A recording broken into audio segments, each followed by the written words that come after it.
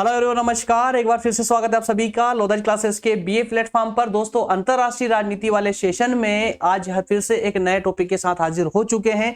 दोस्तों, आज हम बात करेंगे मार्टिन कैप्लन के अंतरराष्ट्रीय राजनीतिक सिद्धांत की। अंतरराष्ट्रीय राजनीतिक व्यवस्था के जो सिद्धांत है दोस्तों, उसको आज हम समझने का प्रयास करेंगे। बस आज के सिद्धांत में एक रिक्वेस्ट है आप लोगों से कि दोस्तों, अगर अभी आपके पास समय है तो ही सेशन को देखिएगा, अन्यथा मत देखिए। हंसी इसलिए आ रही है कि अभी तक जितने सेशन थे आपको कंप्लीट समझ आ रहे हैं, लेकिन दोस्तों ये अंतरराष्ट्रीय व्यवस्था या अंतरराष्ट्रीय राजनीति वाला जो सेशन है, इसमें आपको पूरी तरह से एकाग्र होकर बैठना पड़ेगा। हाँ, लेकिन एक बात मैं करता हूं कि देखिए, फर्स्ट ईयर से लेकर के थर्ड ईयर तक कंप्लीटली पॉलिटी मेरे द्वारा पढ़ाई जा रही है और लगभग सभी पार्ट, पॉलिटी के सभी पार्टों को मेरे द्वारा पढ़ाया जा रहा है, जहां पर आपसे कोई भी मुझे नेगेटिव कमेंट प्राप्त नहीं होती है।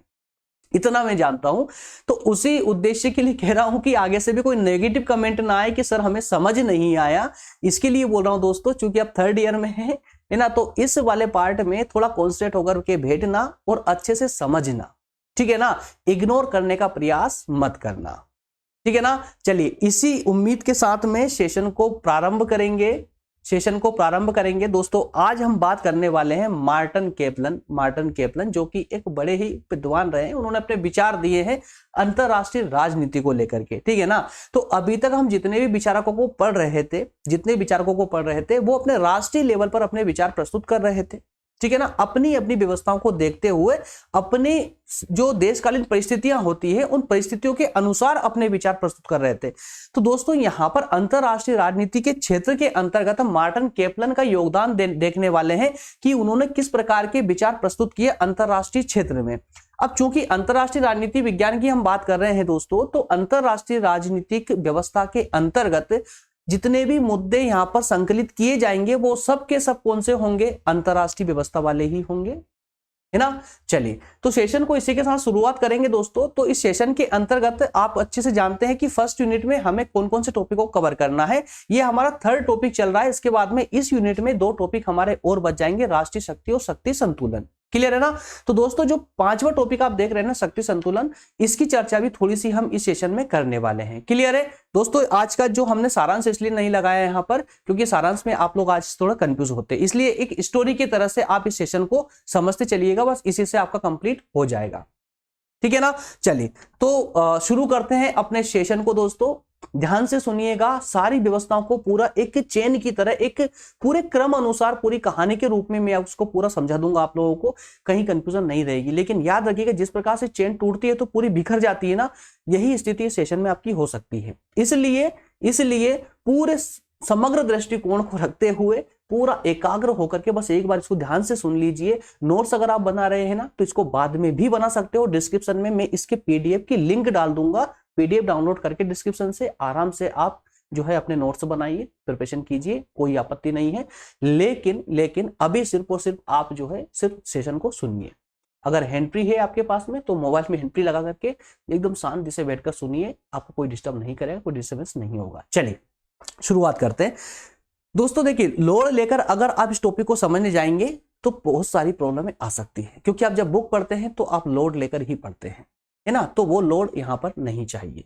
एकदम फ्री ऑफ माइंड होकर के और बिल्कुल एकदम व्यवहारिक रूप से टॉपिक को समझने का प्रयास करना, ठीक है ना। चलिए, मार्टिन कैप्लन नाम किसी दोस्तों को नया लग रहा होगा और किसी को जो है सुना हुआ लग रहा होगा। जी हाँ दोस्तों, अंतरराष्ट्रीय क्षेत्र में राजनीतिक व्यवस्था वाली बात करने वाले जो विद्वान रहे हैं, ये मार्टिन कैप्लन है दोस्तों। इन्होंने कुछ अपने सिद्धांत प्रस्तुत किए, कुछ मॉडल दिया इन्होंने अंतरराष्ट्रीय व्यवस्था को लेकर के। व्यवस्था दोस्तों, हम बेसिकली जो है एक सिस्टम को बोल देते हैं। व्यवस्था क्या होती है? तो व्यवस्था एक सिस्टम को बोल देते हैं। इसके अलावा ये जो व्यवस्था वाला वर्ड है ना, ये व्यवस्था जो है, ये व्यवस्था सिद्धांत से आया है, जो कि पहले राजनीति में इस्तेमाल किया गया था। किसमें? राजनीति में, ठीक है ना, राजनीति शास्त्र में। अब ये धीरे से फिर ये अंतरराष्ट्रीय राजनीतिक व्यवस्था के अंतर्गत अंतरराष्ट्रीय राजनीति में फिर इसका प्रवेश हुआ है। तो आज थोड़ा सा पूरे विस्तार से समझने का प्रयास करेंगे कि एक्चुअल में ये पूरा सिद्धांत क्या है, कैप्लन ने कौन से विचार अपने यहाँ पर रखे हैं, क्या इन्होंने अंतरराष्ट्रीय व्यवस्था को लेकर के क्या कहा है, ये सारी बात हम पूरे क्रम अनुसार जानने वाले हैं। तो चाहिए आइए दोस्तों शुरू करते हैं सेशन को अपने। दोस्तों, अंतरराष्ट्रीय जगत में राजनीतिक व्यवस्था को लोकप्रिय बनाने में मार्टिन केपलन का विशेष योगदान रहा है। केपलन का अंतरराष्ट्रीय व्यवस्था का जो दृष्टिकोण है वो कई सिद्धांतों पर टिका हुआ है, कई सिद्धांतों पर आधारित है। या ऐसा कहें कि मार्टिन केपलन ने जिस प्रकार का दृष्टिकोण प्रतिपादित किया है अंतरराष्ट्रीय व्यवस्था को लेकर के, अंतरराष्ट्रीय राजनीतिक व्यवस्था को लेकर के, मैं थोड़ा शॉर्ट में बोल रहा हूं अंतरराष्ट्रीय व्यवस्था है ना, तो इसको अन्यथा ना ले, अंतरराष्ट्रीय व्यवस्था जब भी बोलूं तो उसको अंतरराष्ट्रीय राजनीतिक व्यवस्था ही समझे ना। तो अंतरराष्ट्रीय राजनीतिक व्यवस्था का जो उन्होंने दृष्टिकोण प्रतिपादित किया है वो दृष्टिकोण ऐसे ही हवाबाजी में नहीं दिया उन्होंने, बल्कि कुछ सिद्धांतों के आधार पर दिया है। वो क्या उनके सिद्धांत थे, क्या मान्यताएं थी, उसके बारे में उन्होंने बताया है, पूरे विस्तार से समझाने का प्रयास किया है। तो दोस्तों अंतरराष्ट्रीय व्यवस्था की हम जब बात कर रहे हैं या अंतरराष्ट्रीय राजनीति की बात कर रहे हैं तो इससे पहले हमारे जो 2 सेशन हुए थे उसमें हमने अंतरराष्ट्रीय राजनीति को पूरे विस्तार से समझने का प्रयास किया था। अगर आपने वो सेशन देखे हैं तो आपको आज का सेशन बिल्कुल एकदम बने हुए कंप्लीट हलवे की तरह लगने वाला है ना, कहीं से कहीं तक कोई प्रॉब्लम नहीं आएगी, बिल्कुल इजीली समझ आएगा। लेकिन अगर वो सेशन आपने नहीं देखे हैं और अंतरराष्ट्रीय राजनीति के अर्थ से अगर आप अपरिचित हैं तो आपको इस सेशन में बिल्कुल 100% आपको समस्या आने वाली है। लेकिन फिर भी मेरा प्रयास रहेगा कि मैं आपको इसी सेशन में कंप्लीटली समझाने का प्रयास करूं। बस आपका कंसंट्रेशन मुझे चाहिए, आपका कुछ मिनट मुझे चाहिए, जिससे कि मैं आपको है कंप्लीट ये टॉपिक आपके मस्तिष्क में बिल्कुल जैसे बोलते हैं घोल के पिलाने वाली परिस्थिति में बिल्कुल वही उत्पन्न कर दूंगा आपके लिए। बस देखते रहिए, समझिए उसको। आइए दोस्तों, कुछ सिद्धांत इन्होंने प्रतिपादित किए या ऐसा कहें कि इन्होंने कुछ अपने नियम डेवलप किए और उन नियमों के आधार पर ही इन्होंने अंतरराष्ट्रीय राजनीतिक व्यवस्था के दृष्टिकोण का प्रतिपादन किया था। ऐसे क्या नियम थे उनके या क्या सिद्धांत थे? तो उनकी जो सैद्धांतिक मान्यता थी वो इस प्रकार थी कि अंतरराष्ट्रीय राजनीतिक व्यवस्था में व्यवहारों के कुछ समुच्चय होते हैं। दोस्तों क्या होते हैं? व्यवहारों के कुछ समुच्चय होते हैं, है ना। अब यहां पर एक एक शब्द का अर्थ समझते हुए चलना है आगे, एक एक शब्द का, क्योंकि जैसे जैसे सेशन आगे बढ़ेगा वैसे वैसे इन शब्दों के अर्थों की आवश्यकता पड़ेगी, है ना। तो दोस्तों जब हमने राजनीति को समझा था, इसके सेकेंड या फर्स्ट लेक्चर को भी जब हमने स्टार्ट किया था तो वहां पर हमने पूरे कंप्लीटली समझाया था कि ये व्यवहार क्या होते हैं, अंतरराष्ट्रीय जगत में ये व्यवहार क्या होता है। व्यवहार को ही हम अंतरराष्ट्रीय राजनीति कहते थे। याद होगा आपको, संबंधों को राजनीति और अंतरराष्ट्रीय राजनीति किसको? व्यवहार को। जब एक देश किसी अन्य देश के साथ में जिस प्रकार के व्यवहार डेवलप करता है, देखिए फिर से मैं थोड़ा सा बेसिकली बता देता हूं, जब कोई एक देश अन्य देश के साथ में अपने संबंध स्थापित करता है, अपने संबंध बनाता है, तो वो संबंधों के द्वारा जिस प्रकार का व्यवहार डेवलप होता है वही व्यवहार अंतरराष्ट्रीय राजनीति कहलाता है। ठीक है ना। तो ये व्यवहार का मतलब क्या हुआ? अंतरराष्ट्रीय राजनीति के अंदर किए जाने वाला व्यवहार, क्रिया प्रक्रिया, याद रखिएगा, ठीक है ना। तो कहने का प्रयास यहां किया गया है कि अंतरराष्ट्रीय राजनीतिक व्यवस्था के अंतर्गत जो देश होते हैं, जिन देशों के द्वारा व्यवहार किया जाता है, उन देशों के कुछ समुच्चय होते हैं। समुच्चय का मतलब क्या हुआ? समूह, है ना, या गुट। कुछ देशों के गुट होते हैं, याद रखिएगा। और ये व्यवहार जो है, अर्थात कि जो देश है, ये समुच्चय का रूप क्यों धारण करते हैं? क्योंकि ये आपस में, अर्थात कि जिन समुच्चय अर्थात इन समूहों, जिस समूह में विभिन्न देश सम्मिलित है, उन समूहों के आंतरिक संबंध स्थापित होते हैं। अर्थात कहें कि जो आंतरिक संबंध होते हैं, इनके घनिष्ठ आंतरिक संबंध होते हैं। मतलब ये कि इस समूह में जो समूह होता है इनका, इस समूह में जो तत्व होते हैं, तत्व किसको कहा जा रहा है? उस समूह के विभिन्न देशों को। तो इन देशों का जो व्यवहार होता है, या कहें कि जिन विशेषताओं के कारण या जिन व्यवहारों के कारण ये आपस में जुड़े हुए होते हैं, तो इन तत्वों में आपस में घनिष्ठ संबंध होता है। इस संबंध के कारण ही वो देश एक समूह का रूप धारण करते हैं। या इसका अर्थ समझने का प्रयास करना, मैं लैंग्वेज चेंज नहीं कर सकता दोस्तों, जैसा मैं समझा रहा हूं वैसे भी मैं इसको लिख सकता था, लेकिन अगर इसकी लैंग्वेज चेंज कर दी ना तो यहां इसका पूरा महत्व समाप्त हो जाएगा। किसके? मार्टिन केपलन ने जितनी मेहनत करके सिद्धांत प्रतिपादित किए ना, तो उनका ये महत्व समाप्त हो जाएगा। इसलिए मैं इसको चेंज करने का नहीं कर रहा हूं, ठीक है। तो इन्हीं शब्दों को मैं एक्सप्लेन करने का प्रयास कर रहा हूं, थोड़ा समझते चलिए। फिर से शुरू से बता रहा हूं मैं आपको, अंतरराष्ट्रीय राजनीति में क्या होता है। पूरे अंतरराष्ट्रीय जगत में कुछ देश जो है एक समूह बना लेते हैं, समुच्चय के रूप में समूह बना लेते हैं, ठीक है, जिसे यहां समुच्चय कहा जा रहा है। अब आगे कहा गया है कि जो ये देश समुच्चय का रूप क्यों धारण करते हैं, समूह का रूप क्यों धारण करते हैं? क्योंकि इनके आंतरिक जो व्यवहार होते हैं वो एक दूसरे से परस्पर संबंधित होते हैं। क्लियर है ना? तो ये जो समूह होते हैं या समुच्चय होते हैं कि अंतरराष्ट्रीय राजनीति में भाग लेने वाले लोग या संस्थाओं के चरित्र और उनकी विशेषताओं को बताते हैं। कौन? ये जो समूह होते हैं, ये समुच्चय होते हैं। ये समुच्चय क्या करते हैं दोस्तों? जो भी अंतरराष्ट्रीय राजनीति में प्रवेश कर रहा आ रहा है, उस व्यवस्था में जो भाग ले रहा है उसके बारे में बताएगा कि ये किस प्रकार का है, इसका व्यवहार कैसा है, इसके संबंध किससे किस प्रकार के हैं, ये किस गुट में शामिल है, इसकी आर्थिक व्यवस्था कैसी है, इसकी सामाजिक प्रणाली किस प्रकार की है, शासन प्रणाली किस प्रकार की है, सारी व्यवस्था कौन, जितनी भी ये व्याख्या होती कौन करता है दोस्तों? तो ये समुच्चय करते हैं। अंतरराष्ट्रीय जगत में समुच्चय करते हैं। और साथ ही साथ में अंतरराष्ट्रीय व्यवस्था में जो लोग भाग लेते हैं या जो देश भाग लेते हैं उनके कार्यों के बारे में भी यही बताते हैं। इसी कारण से ये समुच्चय जो है, ये जो व्यवहार है, व्यवहार समुच्चयों का रूप धारण करते हैं, समूह में गठबंधित हो जाते हैं, है ना। इसके साथ में अंतरराष्ट्रीय व्यवहार जो है दोस्तों कई तत्वों से संबंधित रहते हैं या कई तत्वों से संबद्ध होकर बनते हैं, परस्पर संबंधित होकर बनते हैं। किन तत्वों से? जैसे कि सैनिक, आर्थिक क्षमता, संचार, सूचना, तकनीकी, इन सब से ही संबंधित रहते हैं आपस में। फिर से बताने का प्रयास कर रहा हूं और आसान शब्दों में। दोस्तों अंतरराष्ट्रीय जगत में जो व्यवहार डेवलप होता है विभिन्न देशों के माध्यम से, उस व्यवहार के कारण कुछ समुच्चय अपना स्थायित्व धारण कर लेते हैं, अर्थात कुछ समूह या गुट बन जाते हैं। अब प्रश्न यहां पर यह आता है कि ये व्यवहार समुच्चय का रूप क्यों धारण करते हैं? तो वो इसलिए करते हैं क्योंकि उस समुच्चय में या उस गुट में वही देश आएंगे जो परस्पर जिनके संबंध एक दूसरे से मेल खाते हो या संबंधित हो। ठीक है, तो जब इस प्रकार जो संबंधित एक समान लक्ष्य या उद्देश्य वाले जब व्यवहार या देश एक साथ मिलकर के एक समुच्चय का रूप धारण करते हैं तो वो अंतरराष्ट्रीय राजनीति में क्या कार्य करेंगे? तो वो ये कार्य करेंगे कि अंतरराष्ट्रीय राजनीति में जो भी भाग लेने आ रहा है उसका विश्लेषण करने का कार्य यही करते हैं, उनके कार्यों को बताते हैं, उनकी विशेषताओं के बारे में बताने का कार्य करते हैं। क्लियर है? तो दोस्तों ये जो व्यवहार होते हैं या कहें कि जो समुच्चय होते हैं ये परस्पर संबंधित किन तत्वों से रहते हैं? तो वो किससे रहते हैं? सैनिक तत्वों से रहते हैं, या आर्थिक विश्लेषण से, आर्थिक क्षमता, किसकी आर्थिक क्षमता एक समान, किसी आर्थिक क्षमता एक समान है उसको अंदर कर लेते हैं।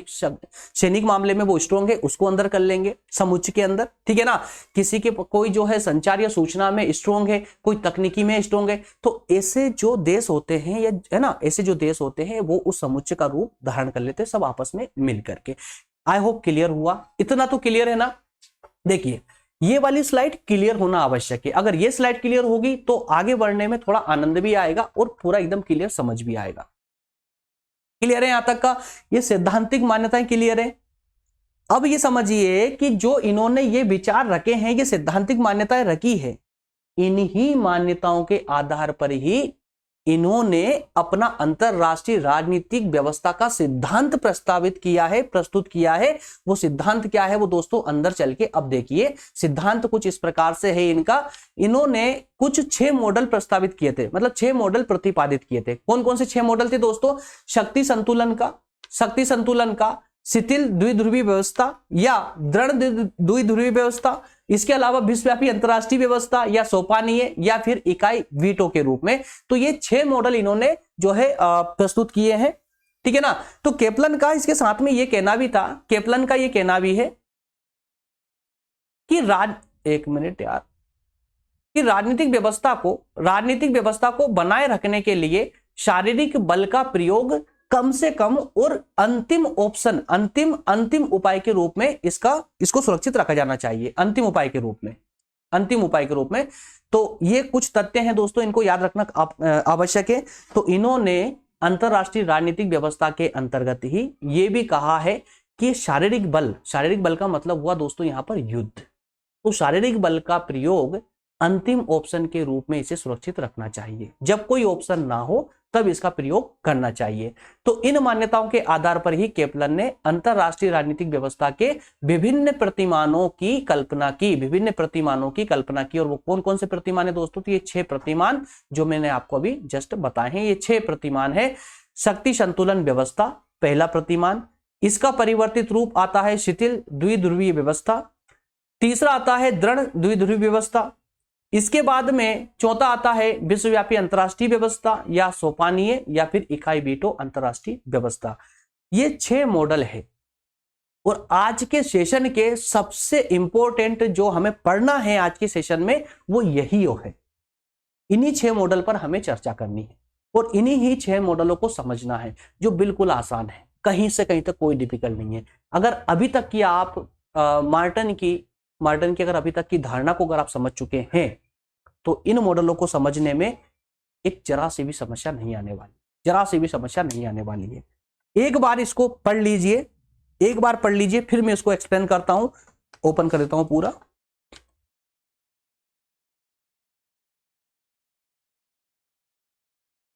चलिए एक बार इसको पढ़ लीजिए दोस्तों।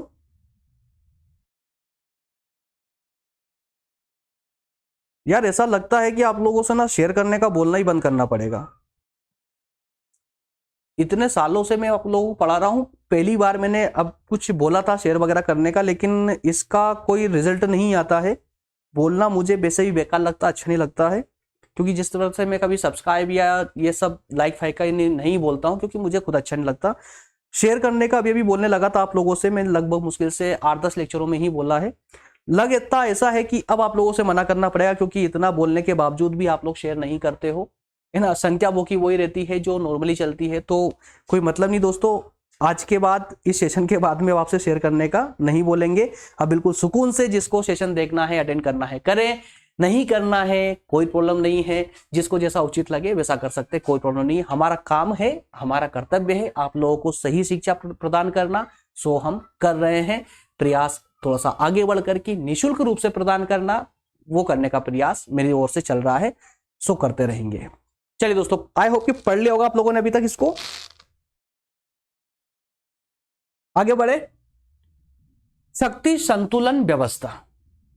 दोस्तों शक्ति संतुलन व्यवस्था ये शब्द शायद आपने पहले कभी सुना होगा। शक्ति संतुलन व्यवस्था ये कुछ और नहीं बल्कि ये जो शक्ति संतुलन सिद्धांत था जो 18वीं 19वीं शताब्दी में प्रचलित था। शक्ति संतुलन सिद्धांत ये उससे मिलता जुलता ही एक सिद्धांत है, ये एक व्यवस्था है।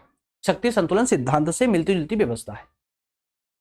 अब ये क्या था, कुछ दोस्तों को इसके बारे में भी जानकारी नहीं है कि शक्ति संतुलन सिद्धांत क्या था। यार जैसा शब्द से दिख रहा है ना, शक्ति संतुलन, शक्तियों का संतुलन। हुआ क्या था दोस्तों, ये जो मॉडल है ना, ये उस समय की देन है, जब पूरा विश्व गुटों में विभाजित होना प्रारंभ कर चुका था या विभाजित हो रहा था, मतलब पूरा विश्व गुटों में बंट रहा था। ये उस समय की देन है, ये शक्ति संतुलन सिद्धांत या शक्ति संतुलन व्यवस्था। शक्ति संतुलन व्यवस्था केपलन के देने का उद्देश्य ये है कि इनका सिंपल सा फंडा था, ये था कहने का कि जो देश है, 2 प्रकार के देश होते हैं। कौन कौन से? एक होते हैं विकसित और एक होते हैं अल्प विकसित, ठीक है ना। तो विकसित और अल्प विकसित देश, या कहें कि पूरे विश्व में जितने भी देश है, सभी देश शक्ति को संतुलन बना करके चले, शक्ति का संतुलन बना करके चले। तो इनके कुछ अपनी धारणाएं अलग थी, कुछ अपने विचार अलग थे। जो इन्होंने अपने विचार प्रस्तुत किए हैं वो कुछ इस प्रकार के थे कि इन्होंने क्या किया है कि पूरे विश्व को 2 प्रकार के देशों में विभाजित करा। सबसे पहले तो इनका कहना यह था कि जो अंतरराष्ट्रीय राजनीति है, इसमें जैसे एक फिल्म होती है ना, फिल्म में जैसे मान लेते हैं कि 2 एक्टर कार्य करते हैं। 2 एक्टर कौन होते हैं? एक विलन होता है और एक हीरो, जिसे हम हीरो बोलते हैं, है ना। तो 2 मेन एक्टर होते हैं। तो उसी प्रकार से पूरे विश्व की जो अंतरराष्ट्रीय राजनीति है, इसमें भी 2 एक्टर होते हैं। 2 एक्टर होते हैं। एक होता है आवश्यक एक्टर, मतलब आवश्यक कार्यकर्ता, ठीक है, और एक होता है लघु कार्यकर्ता। एक मेन एक्टर हो गया, एक सपोर्टिंग एक्टर हो गया, समझिए।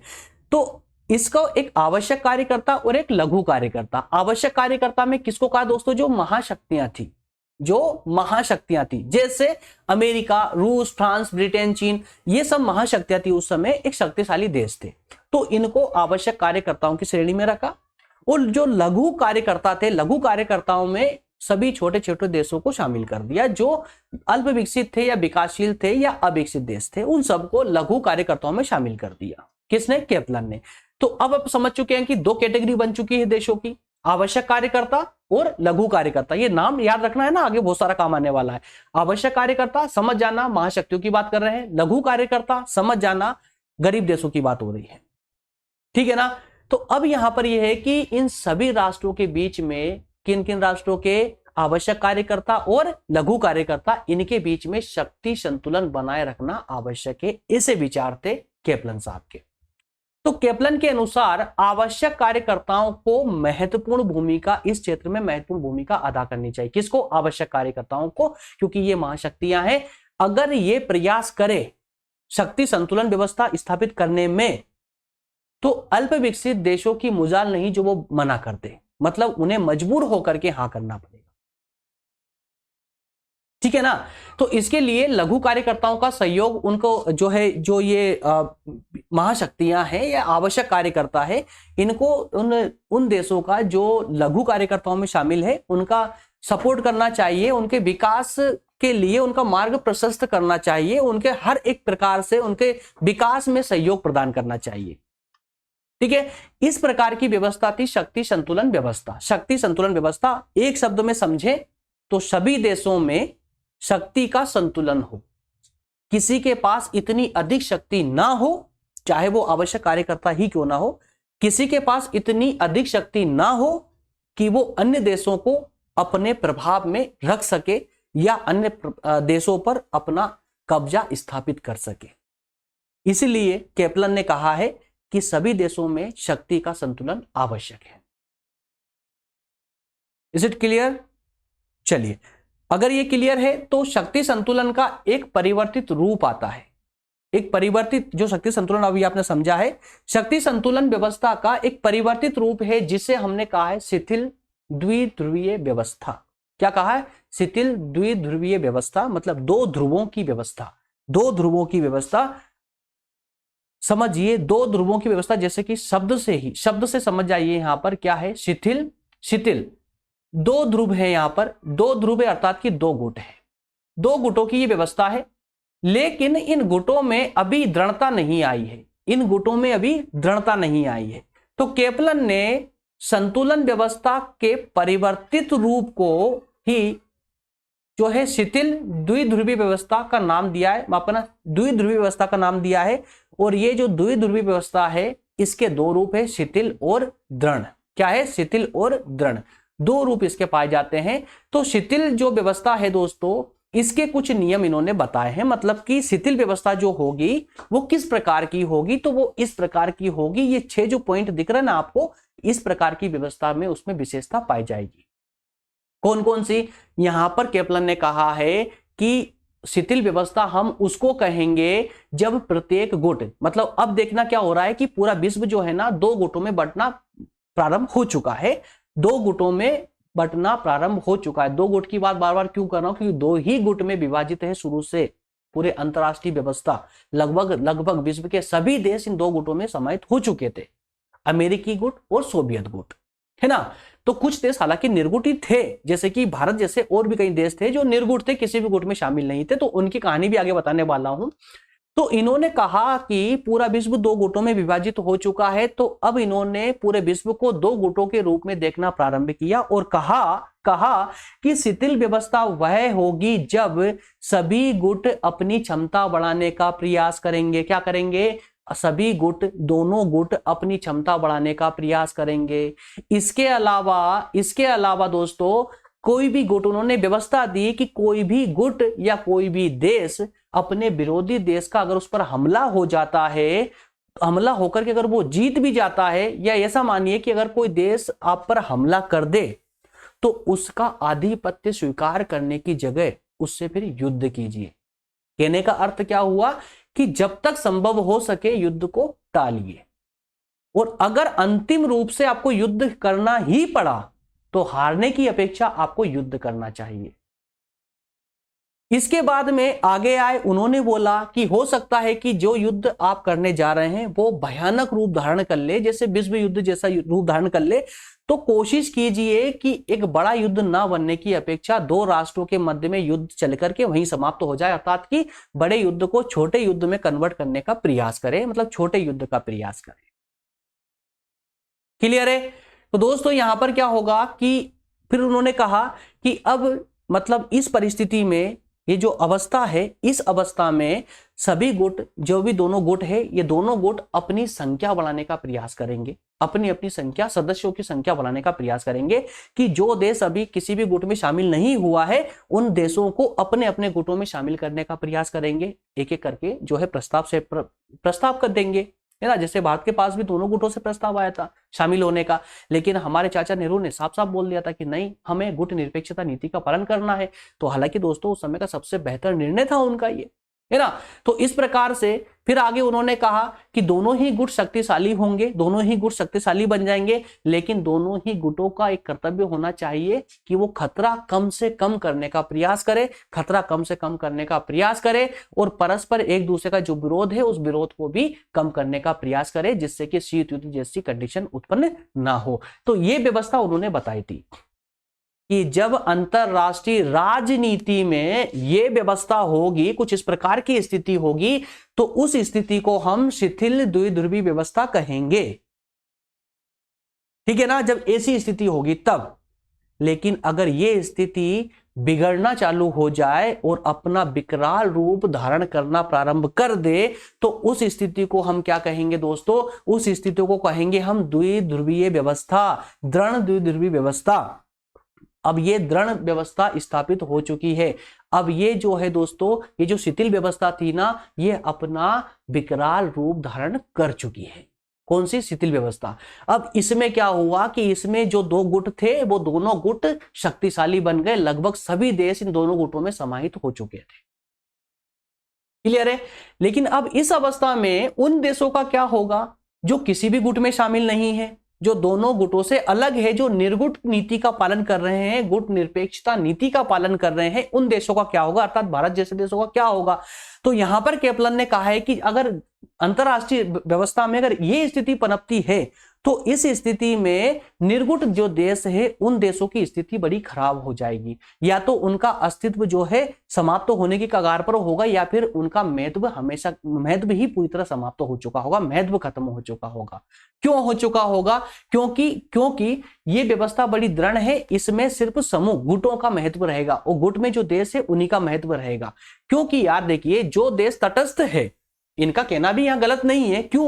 क्योंकि ये जो व्यवस्था है ये कैसी व्यवस्था है जब पूरा विश्व दो गुटों में बढ़ चुका होगा और सभी गुट जो दोनों गुट ये प्रयास करेंगे कि अधिक से अधिक सदस्य उसके गुट में शामिल हो, और जब दोनों ही गुट उस देश को जो अभी तक शामिल नहीं हुआ है उस देश को प्रस्ताव देंगे शामिल होने का, और जब वो मना करेगा तो उस समय चलो ठीक है, वो कि ठीक है बेटा मत शामिल हो, लेकिन जब उसके सामने विपरीत परिस्थिति आएगी तो उसकी मदद करने कौन आएगा?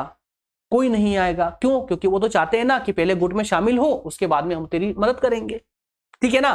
तो इसलिए कहा है यहां पर कि जो तटस्थ देश है उनका अस्तित्व समाप्त हो सकता है, उनका महत्व समाप्त हो जाएगा, महत्वहीन हो जाएंगे वो देश। क्लियर है? लेकिन उन्होंने ये भी कहा कि जो ये व्यवस्था है ये तभी पनप सकती है, ये व्यवस्था तभी संभव है। कैसी?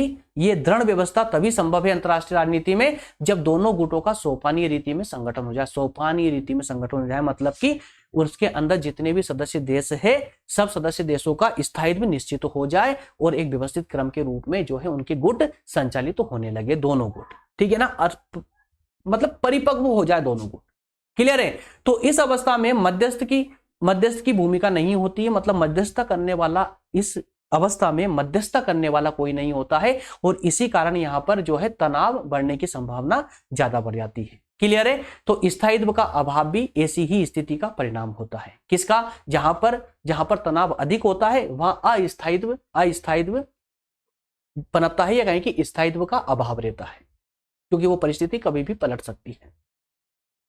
आई होप दृढ़ व्यवस्था भी आपको अच्छे से क्लियर हो चुकी होगी। ठीक है ना। चलिए अब आगे बढ़ते हैं दोस्तों, विश्वव्यापी अंतरराष्ट्रीय व्यवस्था पर चलते हैं। विश्वव्यापी अंतरराष्ट्रीय व्यवस्था, अब जरा इसको समझने का प्रयास करना। सिंपल सा फंडा है, सिंपल सा फंडा है, इसको और इस प्रकार समझ लीजिए एक बार। जैसे कि आपने शिथिल व्यवस्था को समझा, उसके बाद दृढ़ व्यवस्था को समझा, अब जरा इसको समझिए। फिर से मैं एक बार आपको याद दिला रहा हूं, शक्ति संतुलन व्यवस्था क्या थी दोस्तों, जिसमें यह कहा गया था कि एक ऐसी व्यवस्था होगी जब दोनों गुट जो है पूरे विश्व में, दोनों गुट विश्व में, या कहें कि माफ करना, शक्ति संतुलन व्यवस्था उस व्यवस्था को कहेंगे जब पूरे विश्व में दो प्रकार के देश होंगे, दो गुट नहीं होंगे बल्कि दो प्रकार के देश होंगे, एक मुख्य कार्यकर्ता और एक सहायक कार्यकर्ता या लघु कार्यकर्ता, है ना। तो यहां पर क्या होगा कि सभी देश अपनी अपनी क्षमता बढ़ाने का प्रयास कर रहे होंगे और यहां पर शक्ति संतुलन की व्यवस्था स्थापित करने का इनको प्रयास करना चाहिए। ऐसे में जो मुख्य कार्यकर्ता है, जो आवश्यक कार्यकर्ता है, उनको शक्ति संतुलन, सभी देशों के मध्य में शक्ति संतुलन की स्थापना करने का प्रयास करना चाहिए। उससे आगे बढ़े, शक्ति संतुलन की जो व्यवस्था थी वो अपना थोड़ा सा रूप उसने आगे बढ़ाया। तो अब क्या हुआ, जो पहले दो प्रकार के देश हुआ करते थे, अब वो दो गुट बन गए, सोवियत और, मतलब नाम नहीं दे रहे किसी गुट का, लेकिन दो गुट में पूरा विश्व बढ़ चुका था। लेकिन अभी भी वहां पर ठंड थी, है ना, अभी भी वहां पर जो है भड़के हुए नहीं थे, अभी भी वो गुट धीरे धीरे अपना निर्माण कर रहा था, धीरे धीरे अपना रूप धारण करता जा रहा था। अब जैसे ही उसने अपना रूप, विकराल रूप धारण करना प्रारंभ किया, वैसे ही वो व्यवस्था शिथिल से परिवर्तित होकर दृढ़ बन गई। दृढ़ व्यवस्था जैसे ही आती है तो पूरा विश्व में जो अब महत्व बचता है वो सिर्फ दोनों गुटों का बचता है। जो दो गुट में जितने भी देश शामिल है उन देशों का बचेगा, और जो उससे अलग है वहां पर उनका कोई महत्व नहीं रहेगा। तो ये व्यवस्था एक बड़ी तनावपूर्ण व्यवस्था रहती है, जिसमें अंतरराष्ट्रीय स्तर पर बहुत ज्यादा तनाव होने के कारण यहाँ स्थायित्व का हमेशा अभाव रहता है। यहां तक का क्लियर हो चुका था।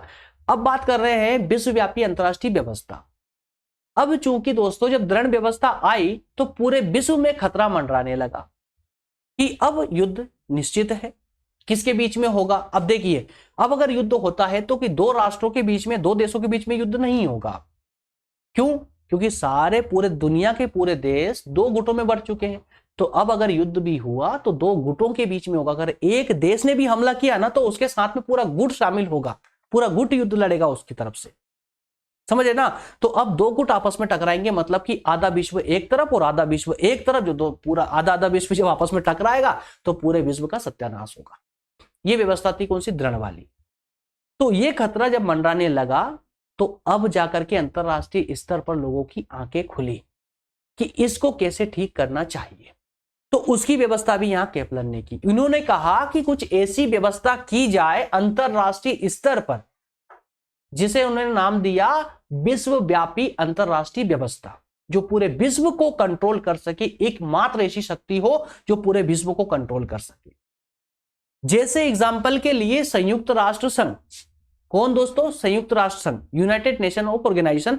तो ये जो यूएन है, यूनाइटेड नेशन है, इसका कार्य क्या है कि पूरे विश्व पर कंट्रोल रखना, जितने भी इसके सदस्य राष्ट्र हैं सब पर उनका कंट्रोल रखना। तो इसके लगभग पूरे विश्व के सभी देश इसमें शामिल हो चुके हैं, इसके सदस्य बन चुके हैं। तो इस प्रकार की संस्था की वो आवश्यकता महसूस करते हैं यहां पर केपलन, इस अवस्था में कि इस प्रकार के संगठन की स्थापना इस अवस्था में होगी, इस अवस्था में इस प्रकार के संगठन की स्थापना होगी। अब चलिए आइए उनके शब्दों में समझ लेते हैं। विश्वव्यापी अंतरराष्ट्रीय व्यवस्था शिथिल ध्रुवीय व्यवस्था में आवश्यकताओं के प्रकारों के विस्तार करने से बनता है। जो इसके प्रकार थे, किसके? शिथिल व्यवस्था के जो आवश्यकताओं के जो प्रकार थे उनका विस्तार करने से ये विश्वव्यापी अंतरराष्ट्रीय व्यवस्था का निर्माण होता है। इसमें विश्वव्यापी कर्ता की एंट्री हो जाती है। अब अंतरराष्ट्रीय स्तर पर विश्वव्यापी कर्ता की एंट्री भी हो जाती है। अभी तक दो कर्ता हमने देखे थे, एक विशेष कर्ता, विशेष मतलब आवश्यक कर्ता, और एक लघु कर्ता। आवश्यक कर्ता मतलब राष्ट्रीय कर्ता, है ना, एक राष्ट्र को हम कर्ता बोल रहे थे। तो अब एक नए कर्ता की एंट्री अब पिक्चर में हो चुकी है। वो कौन है? विश्वव्यापी कर्ता, मतलब इन दोनों के पिताजी, विश्वव्यापी कर्ता। तो विश्वव्यापी कर्ता जैसे संयुक्त राष्ट्र संघ, ये इतना शक्तिशाली होता है कि राष्ट्रीय कर्ताओं के मध्य में जो युद्ध हो उस युद्ध को भी रोक सकता है। मतलब कि अब राष्ट्रीय कर्ता चाहे वो आवश्यक हो या लघु हो, कोई भी इसके आदेशों का उल्लंघन नहीं करेगा। और जब इस प्रकार की परिस्थिति बनेगी किसकी? विश्वव्यापी अंतरराष्ट्रीय मतलब विश्वव्यापी कर्ता की जैसे ही एंट्री होती है ना, तो दोस्तों जो देश अपना महत्व खो चुके थे, कौन? निर्गुट गुट निरपेक्षता की नीति का पालन करने वाले देश जो अपना महत्व खो चुके थे, इस समय में सबसे ज्यादा महत्व अब उन्हीं का बढ़ जाएगा। सबसे ज्यादा महत्व अगर होगा तो जो गैर गुटीय देश थे उनका होगा, अत्यधिक महत्व बढ़ जाता है उनका। क्यों? क्योंकि अब ये जो है इस विश्वव्यापी कर्ता के साथ चलते हैं, ठीक है ना। तो इसमें राष्ट्रीय कर्ताओं का व्यक्तित्व हालांकि बना रहता है और वो अपने आप को शक्तिशाली बनाने का प्रयास भी करते रहते हैं। ऐसा नहीं कि चुप बैठ जाएंगे, चुप नहीं बैठेंगे भाई, ये तो अपनी शक्ति बढ़ाने का निरंतर प्रयास करते ही रहेंगे, लेकिन इसके दायरे के अंदर, ठीक है ना। तो राष्ट्रीय हितों को विश्वव्यापी व्यवस्था के आगे गौण माना जाता है। मतलब एक राष्ट्र के हित जो है यूएन के सामने शून्य मात्र है। क्लियर है ना? क्योंकि ये पूरे विश्व को एक दृष्टि से देखता है, किसी एक राष्ट्र को नहीं बल्कि पूरे विश्व को देखकर चलता है। तो सब कार्यकर्ता अपने उद्देश्य की सिद्धि के लिए शांति में साधनों का सहारा लेंगे। ये स्पष्ट हो जाता है किसके द्वारा? विश्वव्यापी कर्ता के द्वारा। तो विभिन्न राष्ट्रों के संघर्षों के नियमों के अनुसार, मतलब जो भी जिन विभिन्न देशों में जो संघर्ष है या जो विरोध है, उन विरोध को एक बेंच पर बैठ करके उसको सोल्व किया जाएगा, जैसा कि यूएन में किया जाता है, सिक्योरिटी काउंसिल वगैरह में इनमें जो मीटिंगें होती है उनके माध्यम से जो झगड़े निपटाए जाते हैं। तो इस प्रकार की व्यवस्था आएगी। अब देखिए यहाँ पर कितनी परिस्थिति चेंज हुई दोस्तों। पहले शक्ति संतुलन की व्यवस्था थी, उस समय माहौल कुछ और था। शिथिल व्यवस्था आई, माहौल चेंज परिवर्तित हुआ। उसके बाद में दृढ़ व्यवस्था आई, बड़ा भयानक माहौल बन गया, डरावना माहौल बन गया। उसके बाद में विश्वव्यापी अंतरराष्ट्रीय व्यवस्था आई, तो अब थोड़ा सुकून हुआ कि हाँ, कि इन लोगों को, इन देशों को संभालने के लिए या सुधारने के लिए अब कोई आ चुका है, ठीक है ना। अब इसके आगे चलेंगे दोस्तों, तो अब बात करेंगे सोपानीय अंतरराष्ट्रीय व्यवस्था की। सोपानीय अंतरराष्ट्रीय व्यवस्था की, तो सोपानीय अंतरराष्ट्रीय व्यवस्था केपलन ने हालांकि जो बोला है दोस्तों, ये सोपानीय व्यवस्था जो रखी है, हालांकि समझना तो आवश्यक है, परंतु इस प्रकार की व्यवस्था बहुत ही कम रूप से आ सकती थी, है ना। कोई ज्यादा संभावना नहीं थी। लेकिन अब समझिए, इसको भी दो स्तर में इसको समझना होगा, सोपानीय अंतरराष्ट्रीय व्यवस्था को। सोपानीय अंतरराष्ट्रीय व्यवस्था क्या होती है दोस्तों? इसको क्या होता है कि इसमें दो रूप होते हैं इस व्यवस्था के। कहने का अर्थ केपलन का यहां पर यह है कि यह व्यवस्था कब स्थापित होगी, ये समझिए। ये दो प्रकार से स्थापित हो सकती है, निर्देशात्मक और गैर निर्देशात्मक। इसके रूप समझिए दोस्तों, दो रूपों में हो सकती है, एक निर्देशात्मक के रूप में और एक गैर निर्देशात्मक के रूप में, एक पॉजिटिव एक नेगेटिव। तो जो निर्देशात्मक रूप में होगी तो कैसे होगी समझिए। ये व्यवस्था किस प्रकार से स्थापित हो सकती है? दो प्रकारों से स्थापित हो सकती है। अब पूछेंगे कैसे, तो वो ऐसे कि जब कोई एक देश पूरे विश्व को जीत करके अपने अंडर में कर ले, पूरी दुनिया को जीत कर अपने कब्जे में कर ले, अपने अंडर में कर ले, मतलब एक ही गुट का निर्माण कर ले, वो एक समुच्चय बना ले पूरा। तो अब जितने भी देशों को, पूरे विश्व को उस एक देश ने जीता है, तो क्या होगा? एक समुच्चय बन जाएगा, पूरा विश्व एक ही समूह में बंध जाएगा, एक गुट में बंध जाएगा। और उस पूरे गुट को ऑर्डर देने वाला कौन होगा? जिस देश ने, जो विजेता देश होगा, ठीक है ना। उस गुट से बाहर कौन रहेगा? विजेता देश रहेगा, वो उसको संचालित करेगा, पूरे विश्व को। समझ रहे ना? पूरे विश्व को संचालित करेगा। तो ऐसी व्यवस्था को हम निर्देशात्मक व्यवस्था कहेंगे। समझ रहे ना? और गैर निर्देशात्मक के मतलब यह होता है कि जब पूरा विश्व मिलकर के लोकतांत्रिक तरीके से, जनता की सहमति से लोकतांत्रिक तरीके से इस प्रकार की व्यवस्था को बना ले, तो उसको गैर निर्देशात्मक कहेंगे। मतलब यहां पर निर्देश देने वाला कोई नहीं होगा। पूरे एक लोकतंत्र के रूप में हमने पूरे विश्व को इस प्रकार की व्यवस्था में बांधा है, मतलब एकता स्थापित की है। समूह का मतलब ही होता है एकता, समझ रहे? तो जब एक देश पूरे विश्व को जीत करके एक समूह बना रहा था पूरे विश्व का, तो यहां पर भी एकता स्थापित हो रही थी। लेकिन हो क्या रहा था कि एक देश का पूरे विश्व पर अपने जो है निर्देश चल रहे थे। लेकिन दूसरे पक्ष में जिसमें हमने बात की लोकतांत्रिक तरीके से, तो उस तरीके में क्या होता है दोस्तों? कोई किसी का पर को निर्देश नहीं देगा, बल्कि पूरे लोकतांत्रिक तरीके से आपस में एक दूसरे से देश जुड़े हुए हैं और एक दूसरे की भलाई के लिए कार्य करेंगे, एक दूसरे के विकास के लिए कार्य करेंगे, अपने हित को देखते हुए अन्य के हित को भी ध्यान में रखेंगे और कोई भी किसी के कार्यों में हस्तक्षेप नहीं करेगा, एक दूसरे को सपोर्ट करेंगे, व्यापार वाणिज्य ये सब व्यवस्थित रूप से एक दूसरे अंतरराष्ट्रीय सीमाओं में संचालित होते रहेंगे। तो इस प्रकार की व्यवस्था होती है सोपानीय अंतरराष्ट्रीय व्यवस्था। एक बार इसको पढ़कर भी समझ लेते हैं जिससे आपका मैटर पूरा क्लियर हो जाएगा। सोपानीय व्यवस्था भी एक अंतरराष्ट्रीय व्यवस्था ही है। इसमें संगठन के भौगोलिक तत्वों को महत्व नहीं दिया जाता बल्कि प्रकार्यात्मक तत्वों को महत्व दिया जाता है। इसमें एक विश्वव्यापी कर्ता सारे विश्व को समेट लेता है। एक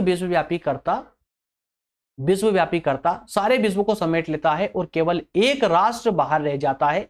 यह सोपानीय अंतरराष्ट्रीय व्यवस्था निर्देशात्मक और गैर निर्देशात्मक दोनों प्रकार की हो सकती है।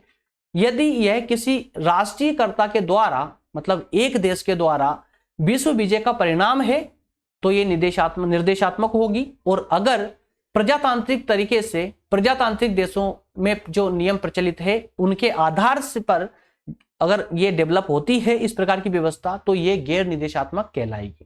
क्लियर है? तो एकीकरण की अधिकतम मात्रा के कारण इस व्यवस्था में स्थायित्व रहता है। किसमें? सोपानी व्यवस्था में एकीकरण के कारण, चाहे किसी भी प्रकार की व्यवस्था हो, चाहे निर्देशात्मक हो या गैर निर्देशात्मक हो, दोनों ही कंडीशन में एकीकरण बहुत अच्छे से मजबूती के साथ में स्थापित होता है। इस कारण से यहां स्थायित्व अधिक रहता है।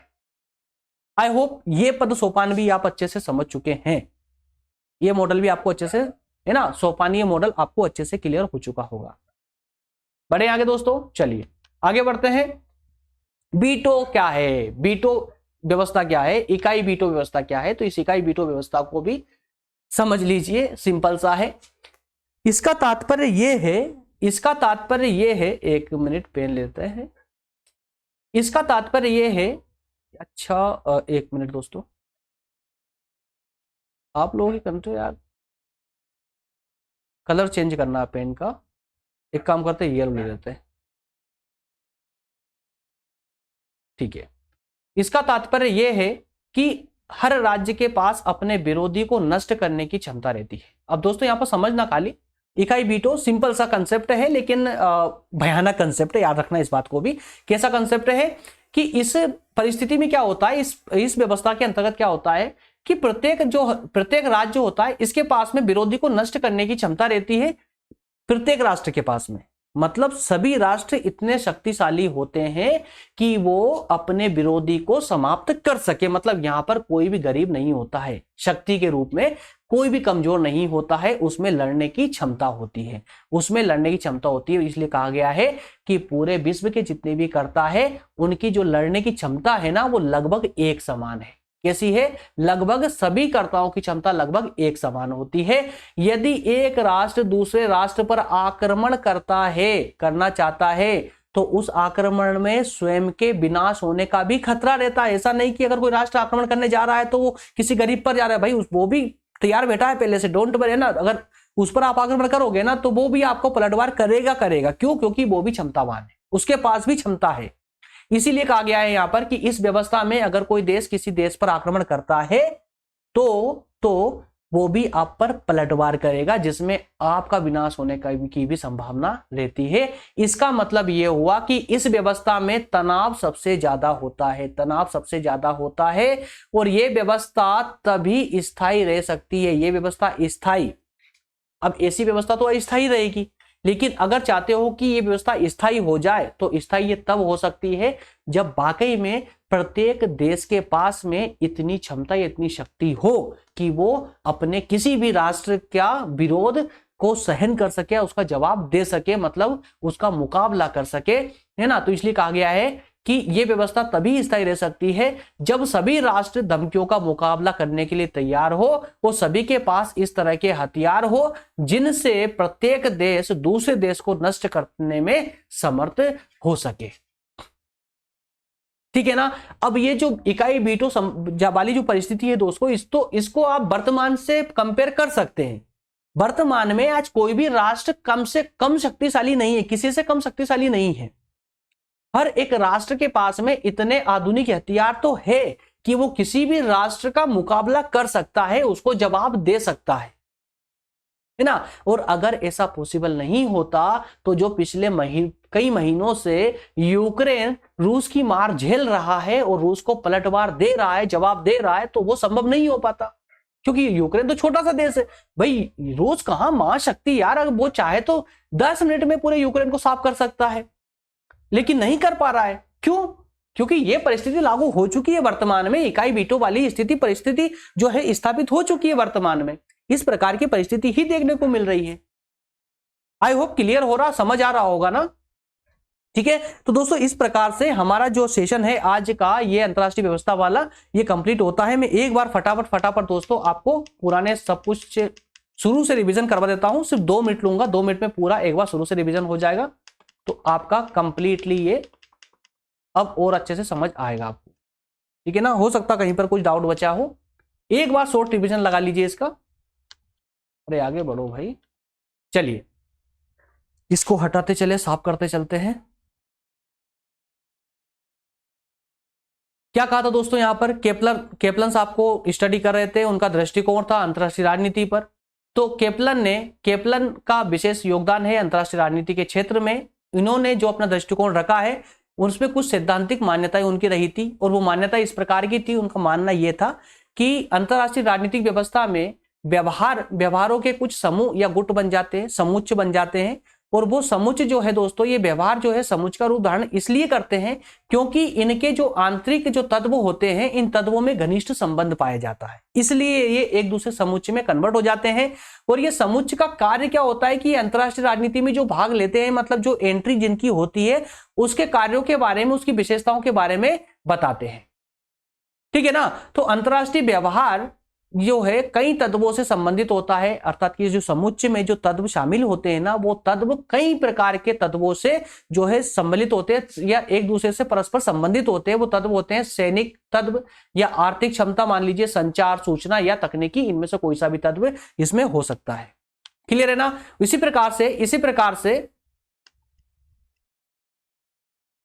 प्रकार से केपलन का कहना यह भी था कि राजनीतिक व्यवस्था को बनाए रखने के लिए शारीरिक बल का, अर्थात कि युद्ध का प्रयोग कम से कम, या फिर कहें कि अंतिम ऑप्शन के रूप में इसका इस्तेमाल होना चाहिए। अंतिम रूप से, या कहें कि अंतिम उपाय के रूप में, आखिरी उपाय के रूप में इसका इस्तेमाल किया जाना चाहिए। इन मान्यताओं के आधार पर ही केपलन ने अंतरराष्ट्रीय राजनीतिक व्यवस्था के कुछ प्रतिमानों की कल्पना की, और कुछ क्या मतलब, कुल मिलाकर के 6 प्रतिमानों की इन्होंने कल्पना की थी। और वो 6 प्रतिमान अर्थात कि 6 मॉडल ये इस प्रकार रहे थे। शक्ति संतुलन व्यवस्था, शिथिल, ध्रुवीय। चलिए इनको अंदर चल के ही एक एक करके इनको भी एक बार रिवीजन लगा लेते हैं, जिससे आपको क्लियर होता चले। शक्ति संतुलन व्यवस्था में किस प्रकार की परिस्थिति दोस्तों, पूरे विश्व में 2 प्रकार के कर्ता थे, आवश्यककर्ता और लघुकर्ता। आवश्यककर्ता शक्तिशाली देश थे, लघुकर्ताओं में गरीब देश थे जो विकसित नहीं हुए थे। तो यहां पर केपलन के अनुसार आवश्यककर्ताओं की महत्वपूर्ण भूमिका ये होना चाहिए थी कि ये जो लघुकर्ता है उनका सहयोग करे, उनका विकास करने में इनका साथ दे। इस प्रकार की मतलब कि एक अच्छी ठीक तरह से अच्छी ठीक ठाक व्यवस्था थी, यहां पर शक्ति संतुलन की व्यवस्था थी, है ना। लेकिन ये व्यवस्था आगे चल करके दृढ़ होने लगी, और अब केपलन ने कहा कि अगर ये शक्ति संतुलन वाली व्यवस्था अगर गड़बड़ाती है और अपना जो बेकार रूप होता है ना उसका अगर वो धारण करती है, तो शिथिल ध्रुवीय व्यवस्था में परिवर्तित हो जाएगी। और अगर ये स्थिति आती है तो ये कुछ इस प्रकार की परिस्थिति बन जाएगी। इसमें क्या करेंगे, 2 गुटों में पूरा विश्व बंटने लगेगा, अपनी अपनी क्षमताएं बढ़ाने लगेगा, ठीक है ना। और ये जो है अपने अपनी क्षमता बढ़ाने लगी, तो इनको भी इन्होंने कुछ सुझाव दिए थे कि ये दोनों गुट जो है आपस में जो है युद्ध की अपेक्षा वार्तालाप के द्वारा मैटर को सुलझाने में ज्यादा विश्वास करे, या कहें कि उसका बातचीत में ज्यादा विश्वास करे या ज्यादा सहयोग दे। इसके अलावा अगर उस राष्ट्र के पास में अंतिम रूप से अगर युद्ध करना ही बचता है तो फिर उसको युद्ध करना चाहिए। इसके अलावा बड़े युद्ध की अपेक्षा छोटे युद्ध का प्रयास होना चाहिए। इसके अलावा सभी गुट जो अपनी सदस्यता को बढ़ाने का प्रयास करेंगे और करेंगे ही, ठीक है ना। और खतरे को कम, तो इन गुटों को जो है विश्व में जो खतरा मंडरा रहा है उस खतरे को कम करने का प्रयास करना चाहिए। इसी के साथ ही साथ में जो इनके बीच में, दोनों गुटों के बीच में जो परस्पर विरोध है, उस विरोध को भी कम करने का प्रयास करना चाहिए। मतलब यहां पर भी जो परिस्थिति थी वो कंट्रोल में थी, ज्यादा अभी भी भयानक रूप इसने धारण नहीं किया था। लेकिन अब स्थिति बनती है दृढ़ ध्रुवीय व्यवस्था। तो इस स्थिति के अंतर्गत क्या होता है कि पूरा विश्व अब वास्तविक रूप से दो गुटों में बढ़ चुका होता है, और अब यहां पर जो देश गुटों में शामिल था उसी का महत्व होता है, जो गुटों से बाहर है उसका कोई महत्व नहीं रह जाता है, ठीक है ना, वो महत्वहीन हो जाते हैं। तो यहां पर दोस्तों कहा गया है कि जो यहां पर कोई मध्यस्थ की भूमिका नहीं होती है, मध्यस्थ की भूमिका ना होने के कारण यहां पर अब खतरा और ज्यादा रहता है, मतलब तनाव ज्यादा रहता है। और तनाव ज्यादा रहने से क्या होता है कि इस व्यवस्था में स्थायित्व का अभाव रहता है, कि मनुष्य जाति कभी भी समाप्त तो हो सकती है लड़ मर के, ठीक है ना। इसके बाद में आता है, इसको कंट्रोल करने के लिए यूएनओ जैसी विश्वव्यापी कर्ता आता है। विश्वव्यापी कर्ता आता है कि ऐसा संगठन का निर्माण होता है जो सभी देशों पर अब जो है कंट्रोल करने में सक्षम होता है, और वो इस प्रकार की इतनी शक्ति उसके पास होती है कि वो विभिन्न कर्ताओं के बीच में जो युद्ध अगर चल रहा हो तो उस युद्ध को भी वो रोक सके, ठीक है ना। इसके सामने सभी के महत्व फीके पड़ जाते हैं, मतलब किसी एक राष्ट्र के महत्व इसके सामने पूरी तरह से गौण होंगे, कोई महत्व नहीं रखेंगे। बल्कि क्यों? क्योंकि ये पूरे विश्व का करता है, पूरे विश्व को देखने वाला है, इसलिए किसी एक देश को ये महत्व नहीं देगा, बल्कि पूरे विश्व को महत्व देगा। सोपानी अंतरराष्ट्रीय व्यवस्था के अंतर्गत दोस्तों पूरा विश्व जो है, जो गुटों में सोपानी स्थिति हासिल कर चुका है, या ऐसा कहे कि पूरे विश्व कोई एक देश पूरे विश्व को समेट कर, पूरे विश्व को विजय करके और एक गुट में परिवर्तित कर देता है, या कहे कि पूरा विश्व ही आपस में मिलकर लोकतांत्रिक तरीके से एकजुट हो जाता है और इस प्रकार से व्यवस्था संचालित होती है। तो ये व्यवस्था उचित मानी गई है, ये ना, ये व्यवस्था उचित मानी गई है क्योंकि यहाँ पर जो है एकता स्थापित होती है, एकीकरण स्थापित होता है। इसलिए इस प्रकार की व्यवस्था में स्थायित्व अत्यधिक मात्रा में पाया जाता है, स्थायित्व की भावना अधिक होती है, ठीक है ना। अंतिम रूप से देखा था हमने इकाई वीटो के अंतर्गत दोस्तों आपने देखा कि इसमें सभी देशों की क्षमता लगभग एक समान होती है। हर कोई देश एक दूसरे देश से लड़ने के लिए तैयार रहता है। अगर कोई किसी पे हमला करेगा तो वो उसका जवाब देने के लिए तैयार रहेगा। सभी देशों की क्षमता लगभग एक समान रहती है, ठीक है ना। तो ये 6 मॉडल थे, 6 ही मॉडल में परिस्थितियां, अंतरराष्ट्रीय स्तर पर परिस्थितियां अलग अलग थी। आई होप पूरे विस्तार से आपको बहुत अच्छे से क्लियर हुआ होगा। कहीं पर डाउट हो दोस्तों, कमेंट सेक्शन खुला हुआ है आप लोगों के लिए, कमेंट करके आप मुझे बता सकते हैं, ठीक है ना। ठीक है दोस्तों, नेक्स्ट सेशन जो हमारा होने वाला है वो राष्ट्रीय शक्ति पर होगा। सेशन काफी लंबा हो चुका है, इसलिए अब चलते हैं, मिलेंगे नेक्स्ट सेशन में कल इसी टाइम पर। थोड़ा सा जल्दी मिलेंगे, हालांकि इस टाइम पर नहीं, थोड़ा जल्दी मिलने का प्रयास करेंगे। थैंक यू दोस्तों, थैंक यू।